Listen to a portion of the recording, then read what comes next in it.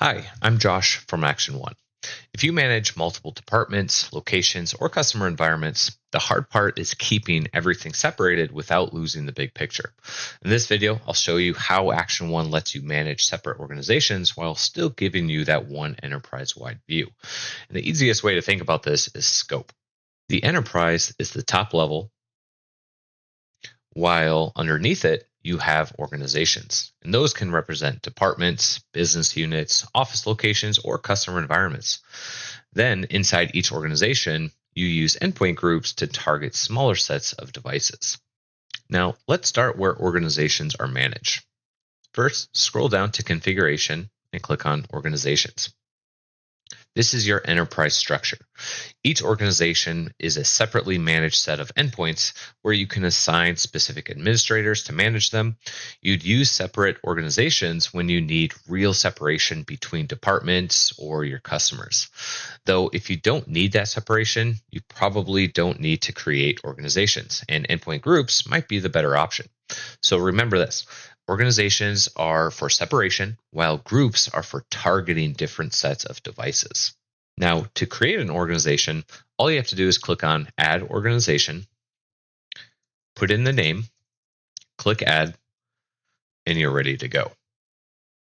Once that gets created, then we can head back up to Dashboard, and it will take you to that newly created organization. From here, it is worth knowing that agents are org specific. So when I go to install agent,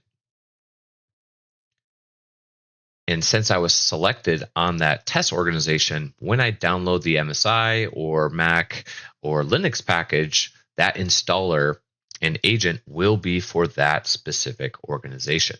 So this way I can create different deployments for my different organizations.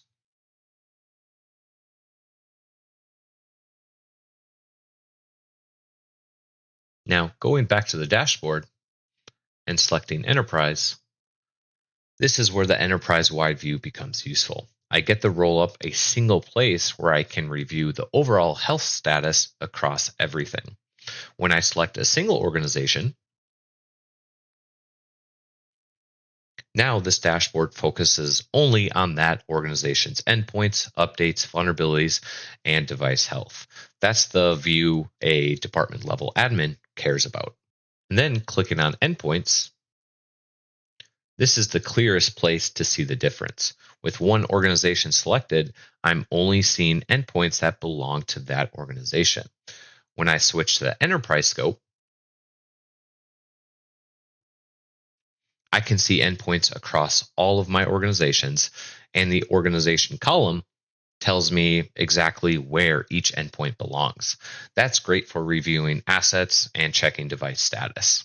Now, for departments inside a single organization, endpoint groups are usually the right tool.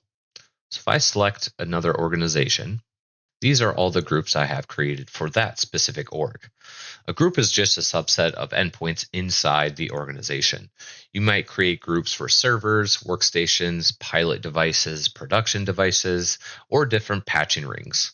Groups let you target your actions precisely without creating a separate organization. So the distinction stays simple. If you need a separate environment, that's an organization. If you're targeting devices inside one, that's a group. Thanks for watching.